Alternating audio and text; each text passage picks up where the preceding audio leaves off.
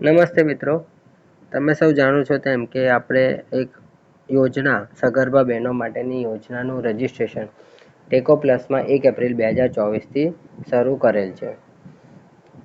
આ યોજનામાં અમુક કેટેગરીના જ લાભાર્થીઓને આપણે લાભ આપવાનું નક્કી કરવામાં આવેલ છે. અત્યાર સુધીમાં ઘણા બધા એફએડબલ્યુ બહેનોએ રજિસ્ટ્રેશન કરેલ છે, પણ એક યા બીજા કારણસર એમાં થોડી ઘણી અમને ભૂલો જોવા મળેલ છે.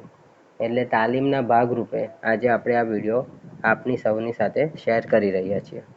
તમે સૌ જાણો છો તેમ આપણે ટેકો પ્લસમાં આરસીટ રજિસ્ટર અને મારા વર્ક પ્લાન બે જગ્યાએથી આપણે સગર્ભા બહેનોને આપવામાં આવેલી સેવાઓની એન્ટ્રી આપણે કરી શકીએ છીએ.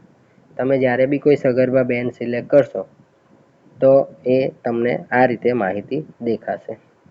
વિડીયોમાં સમય ઓછો બગડે અને આપણે જલ્દીથી બધી માહિતી જોઈ શકીએ એટલા માટે મેં આખું એક ફોર્મ ભરીને રાખેલું છે, જેથી તમે ઇઝીલી સમજી શકો.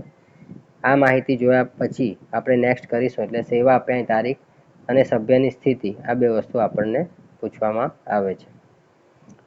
આ ટ્રેનિંગ સર્વર હોય આંગણવાડી સિલેક્શનનું ઓપ્શન આવેલું છે, પરંતુ તમે જે ટેકોમાં કામ કરો છો એમાં ઓલરેડી આપણે દરેક કુટુંબને આંગણવાડી સાથે લિંક કરી દીધા હોય, અહીંયા આપણે આંગણવાડી સિલેક્શન આવશે નહીં. ત્યાર પછી મોબાઈલ નંબર અને બેંક એકાઉન્ટ નંબર, આ બે વસ્તુ ઘણી જ મહત્ત્વની છે. ફોન નંબર તમે સૌ જાણો છો તેમ કે આપણે 104 મારફત અહીંયાથી કોલ કરવામાં આવે છે. ટેકોમાંથી SMS જાય છે સેવા માટેના. જે હાઈ રિસ્ક પ્રેગ્નન્ટ વુમન હોય, very high risk pregnant woman, જેના માટે પણ આપણે નવી યોજના ચાલુ કરી છે, જેમાં અતિ ગંભીર સગર્ભા માતાઓને આપણે જિલ્લા હોસ્પિટલ અથવા તો મેડિકલ કોલેજ હોસ્પિટલ ખાતે દાખલ કરવાના છે. તો એના માટે પણ આપણે સંપર્ક કરવા માટે મોબાઈલ નંબર જરૂરી છે. વત્તા ભારત સરકારની કિલકારી મોબાઈલ એપ્લિકેશન, જેમાં લાભાર્થીઓને વોઇસ મેસેજ મોકલવામાં આવે છે, એના માટે પણ આ મોબાઈલ નંબર સાચવવો ખૂબ જ જરૂરી છે. કોઈ પણ એએનસી વિઝિટ દરમિયાન તમે આ નંબર બદલી શકો છો, એટલે દરેક સિસ્ટમમાં પણ આપણે મોબાઈલ નંબર અપડેટ થઈ જશે.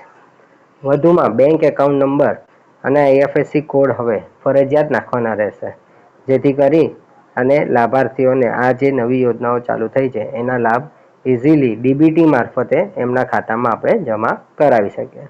આ તમામ ચૂકવણો રાજ્ય કક્ષાએ સેન્ટ્રલી જ થશે, એટલે આ વસ્તુ ખાસ ધ્યાન રાખવાની છે કે એકાઉન્ટ નંબર સાચો હશે તો જ લાભાર્થીને લાભ મળશે. એટલે હિતાવહ છે કે લાભાર્થીની પાસબુક લઈ અને એના આધારે જ આપણે આ માહિતી ભરીએ.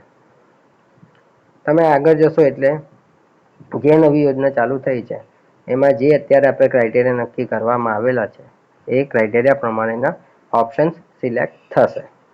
અત્યારે કદાચ તમને મલ્ટિપલ ઓપ્શન સિલેક્ટ થતા હશે, પરંતુ આપણે ટૂંક સમયમાં કોઈ પણ એક જ ઓપ્શન સિલેક્ટ થાય એ પ્રમાણે આમાં ફેરફાર કરવા જઈ રહ્યા છીએ.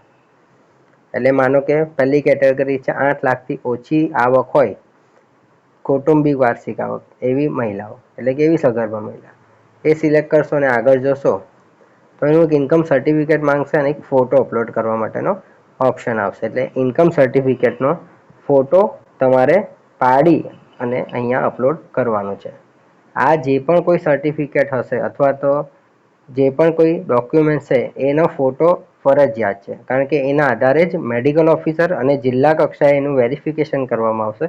અને જો સર્ટિફિકેટ અથવા તો દાખલો સાચો હશે તો અને તો જ એ લાભાર્થીને લાભ મળશે. એટલે આ ફોટો બરાબર વ્યવસ્થિત સુવાચ્ય હોય એ પણ આપણે ધ્યાન રાખવાનું છે.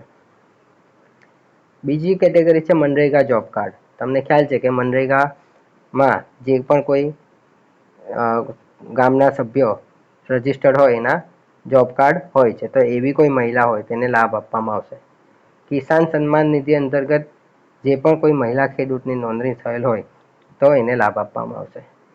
ઈ શ્રમ કાર્ડ ધારક, એટલે લેબર ડિપાર્ટમેન્ટ દ્વારા ઈ શ્રમ કાર્ડ દરેક જે પણ મજૂરી કામ કરતા હોય તેવા લાભાર્થીઓને અથવા તો તેવા વ્યક્તિઓને ઈ શ્રમ કાર્ડ આપવામાં આવે છે, એનો પણ લાભ આપવામાં આવશે. પીએમજય ના લાભાર્થી, અત્યારે આપણે ઓપ્શન સિલેક્શન કરવાનું અહીંયા તમને આપેલું છે, પરંતુ ભવિષ્યમાં અહીંયા તમને એ સિલેક્શન નહીં આવશે. અને જો તમે પીએમજેનો કાર્ડ નંબર ફેમિલી હેલ્થ સર્વે કરતી વખતે નાખેલો હશે તો બાય ડિફોલ્ટ અહીંયા એ માહિતી આવી જશે. ફક્ત તમારે એ કાર્ડનો ફોટો પાડી અને અપલોડ કરવાનો રહેશે. ત્યાર પછી છે કોઈ આપણા આંગણવાડી વર્કર, હેલ્પર અથવા આશાબેન એ સગર્ભા હોય તો એને પણ આપણે આ લાભ આપવાનો છે. એટલે એવા કિસ્સામાં આપણે એ મહિલા અથવા એ સગર્ભા આ 3 કેટેગરીમાં ધરાવે છે અને સગર્ભા છે એવું એક પ્રમાણપત્ર આપણે આઈસીડીએસ અથવા તો મેડિકલ ઓફિસર અથવા તો તાલુકા હેલ્થ ઓફિસર શ્રી પાસે લેવાનું રહેશે. એટલે આંગણવાડી વર્કર અને હેલ્પર હોય તો આપણે આઈસીડીએસના સુપરવાઇઝર અથવા સીડીપીઓ શ્રી પાસે સર્ટિફિકેટ લેવાનું રહેશે કે ભાઈ આ વ્યક્તિ આંગણવાડી વર્કર, હેલ્પર છે અને એ સગર્ભા છે. એટલે એ વસ્તુ માહિતી છે. પછી છે બીપીએલ રેશન કાર્ડ ધારક. આ માહિતી પર અત્યારે આપણે સિલેક્ટ કરવાનો ઓપ્શન આપેલો છે, પરંતુ ભવિષ્યમાં જ્યારે ચેન્જીસ થશે તો ત્યારે આ બીપીએલ છે કે નહીં તેની માહિતી આપણે ઓલરેડી ફેમિલી હેલ્થ સર્વેમાં કુટુંબની માહિતીમાં લીધેલ છે. તો એવું હશે તો જ અહીંયા એ ઓપ્શન સિલેક્ટ કરવાની છે. અત્યારે ઘણી બધી વખતે ખાસ કરીને જાતિમાં જ્યાં એસસી એસટી વાળો ઓપ્શન છે એમાં ઘણા બધા એફએચડબલ્યુ બહેનોએ એવું કરેલું છે કે ફેમિલી હેલ્થ સર્વેમાં એને એસસી કે એસટી બતાવેલા નથી અને અહીંયા એનો દાખલો અપલોડ કરી દો છે. તો એવા લાભાર્થીને અત્યારે આપણે કન્સિડર એટલે કે લાભ માટે એલિજિબલ નથી ગણેલા. એટલે મહેરબાની કરીને આ દાખલા બીપીએલના અને એસસી એસટીના દાખલા અપલોડ કરતા પહેલાં એના ફેમિલી હેલ્થ સર્વેમાં એ કુટુંબ એસસી એસટી અથવા બીપીએલમાં છે કે નથી, તમે સિલેક્ટ કરેલું છે કે નથી એ વેરીફાઈ કરી અને પછી જ આ ફોટોઝ અપલોડ કરવાના છે. એટલે આ ખાસ ધ્યાન રાખવાનું છે બીપીએલ, એસસી અને એસટી આ 2 કેટેગરીમાં. પછી એક આર્થિક રીતે, આંશિક રીતે અથવા સંપૂર્ણ વિકલાંગ એટલે કે દિવ્યાંગજન હોય એવી મહિલાને પણ આ લાભનો આ યોજનાનો લાભ મળવા પાત્ર છે. અને છેલ્લું છે એનએફએસએ કાર્ડ ધારક જે પણ કોઈ કુટુંબ હોય એમાં જે કોઈ મહિલા સગર્ભા હોય તેને આ લાભ મળવા પાત્ર છે. એટલે આ તમામ કેટેગરીમાં સર્ટિફિકેટ અથવા તો પ્રમાણપત્ર અથવા તો જે પણ કોઈ ડોક્યુમેન્ટ હોય એનો નંબર અને એનો ફોટો અપલોડ કરવો ખૂબ જ જરૂરી છે. તો અને તો જ એનું નોંધણી થશે. અને મેં કીધું તેમ કે એસસી એસટી અને બીપીએલ આમાં ખાસ એ વસ્તુ ધ્યાન રાખવાનું છે કે અગાઉ ફેમિલી હેલ્થ સર્વે દરમિયાન એ કુટુંબને આપણે બીપીએલ છે કે નથી એ માર્ક કરેલું હોવું જોઈએ. અને એસસી કે એસટીમાં હોય તો એનું જે આપણે ઓબીસી, એસસી, એસટી, જનરલ એ કેટેગરી આપેલી છે એ કેટેગરી પૈકી કોઈ એકમાં તમારે એ સિલેક્ટ કરી અને આગળની કાર્યવાહી કરવાની થશે. તો અને તો જ લાભાર્થીને લાભ મળશે. એટલે આ પ્રમાણે આપણે તમામ લાભાર્થીને આ યોજના અંતર્ગત લાભ આપવાનો રહેશે. એ સિવાય તમે સૌ જાણો છો તેમ કે આપણે અતિ ગંભીર હાઈ રિસ્કમાં પણ અત્યારે લાભ આપવાનું શરૂ કરેલ છે. તો અહીંયા તમે જોઈ શકો છો કે આ યોજના જે નવી યોજના ચાલુ થઈ જેમાં આ 3 યોજના આપણે મર્જ કરી દીધી છે. એટલે કેપીએસવાયના લાભાર્થી વાળો પ્રશ્ન હવે ટૂંક સમયમાં તમારા ફોર્મમાંથી નીકળી જશે. જો જેએસવાયના લાભાર્થી છે કે નથી, હા કે ના એ એક ઓપ્શન, અને પીએમવીવાયના લાભાર્થી છે કે નથી એ ઓપ્શન અહીંયા તમને દેખાશે. કારણ કે તમે સૌ જાણો છો તેમ કે આ જે નવી યોજના છે એમાં જે રકમ આપવાની છે એમાં પીએમએમબીવાય અને જેએસવાય બંને યોજનાની લાભ જે મળવાપાત્ર છે એ પણ આમાં ઇન્ક્લુડેડ છે. એટલે આ વસ્તુ આપણે ખાસ ધ્યાન રાખવાની છે. કેપીએસવાય વાળો પ્રશ્ન અહીંયાથી આપણે કાઢી નાખીશું. વજન, હિમોગ્લોબિન, ઊંચાઈ અને બ્લડ પ્રેશર આ 4 વસ્તુ જે અતિ ગંભીર હાઈ રિસ્ક પ્રેગ્નન્ટ વુમન છે એના માટે ખૂબ જ જરૂરી હોય આ વસ્તુ તમારે ખાસ ધ્યાન રાખીને ભરવાની છે. ટીબીના લક્ષણો માટે બી તમે જાણો છો કે એમડીઆર ટીબી હોય તેવી સગર્ભા બહેનોને આપણે અતિ ગંભીર હાઈ રિસ્કમાં લીધી હોય એ વસ્તુ આપણે અહીંયા ધ્યાન રાખી ભરવાની રહેશે. આ ઓલરેડી પ્રશ્ન તમને ખબર છે. સોનોગ્રાફી કરાવેલ હોય તો એમાં આપણે મલ્ટિપલ ફીટસ એટલે 2 કરતાં વધારે ભ્રૂણ હોય તે માટેનો ઓપ્શન આપણે અહીંયા રાખેલો છે, બિકોઝ કે અતિ ગંભીર હાઈ રિસ્ક માટે આપણે લેવાના છીએ. આ ફર્સ્ટ ટ્રાઇમેસ્ટર છે એટલે ફોલિક એસિડની સંખ્યા બતાવેલી છે. HbA1c અને બ્લડ સુગર ટેસ્ટ આ પણ આપણે ખાસ ધ્યાન રાખવાનું છે, કારણ કે HbA1c પોઝિટિવ મહિલા હશે તો એની ડિલિવરી પણ આપણે એક વ્યવસ્થિત એટલે કે CSC, SDH, DH કે જ્યાં HbIg આપવાની વ્યવસ્થા હોય એવી જગ્યાએ આપણે ખાસ કરાવવાનું છે. પેશાબની તપાસ પણ તમે જાણો છો તેમ કે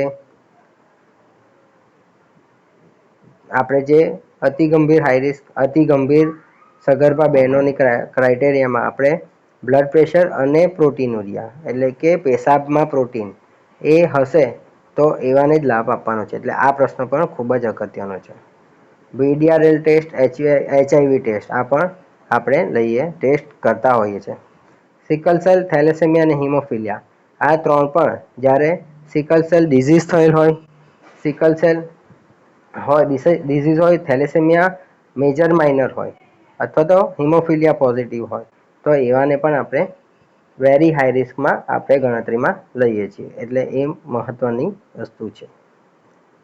આ બધા ઓપ્શન્સ ઓલરેડી તમને ખ્યાલ જ છે એ પ્રમાણે છે. ત્યાર પછી હાર્ટ ડિઝીઝનું પણ કરંટ કન્ડિશનમાં હાર્ટ ડિઝીઝ છે કે નથી એ પણ અહીંયા માઇટલ વાલ્વ હોય, માઇટલ વાલ્વ ડિઝીઝ છે કે નથી એ પણ અહીંયા આપણે અતિ હાઈ રિસ્કમાં લેવાનું છે. કિડની ડિઝીઝ હોય તો એ જો ગ્રેડ 2 કે એનાથી ઉપરનું હોય તો એ આપણે વેરી હાઈ રિસ્કમાં ગણવાનું હોય. આ પ્રશ્ન પણ મહત્વનો છે. એટલે આ રીતે આખું એક સંપૂર્ણ ફોર્મ તમારે ભરવાનું છે. આ સિવાય અતિ ગંભીર સગર્ભા માતામાં આપણે પ્રીવિયસ 2 LSCS થયેલ હોય તેવી અથવા તો ભૂતકાળમાં કોઈ વાલ્વની બીમારી અથવા તો વાલ્વનું કોઈ ઓપરેશન કરાવેલ હોય તેને પણ આપણે આમાં અતિ ગંભીરમાં ગણવાની હોય એ આપણે પ્રીવિયસ પ્રેગ્નન્સી કોમ્પ્લિકેશનમાં ઓપ્શનમાં એડ કરેલો છે.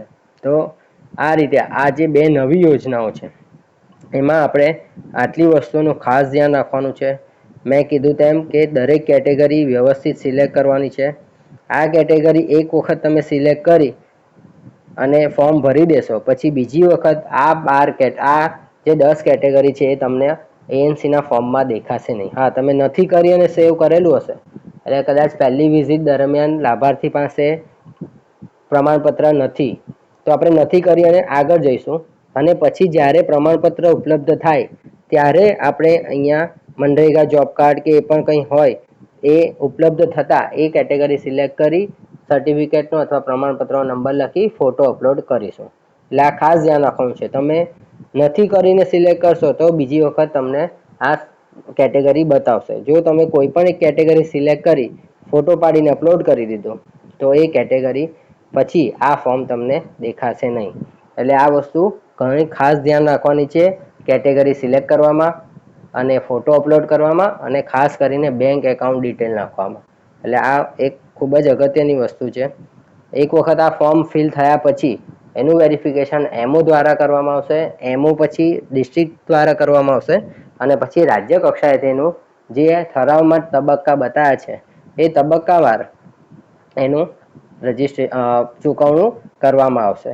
ફોર્મ ફક્ત એક જ વખત ફિલ કરવાનું છે. પછીના તબક્કા પ્રમાણે જેમ જેમ એની સેવાઓ મળતી જશે અને તબક્કાઓ માટે એલિજિબલ થતા જશે તેમ તેમ એને લાભ આપવામાં આવશે. Thank you.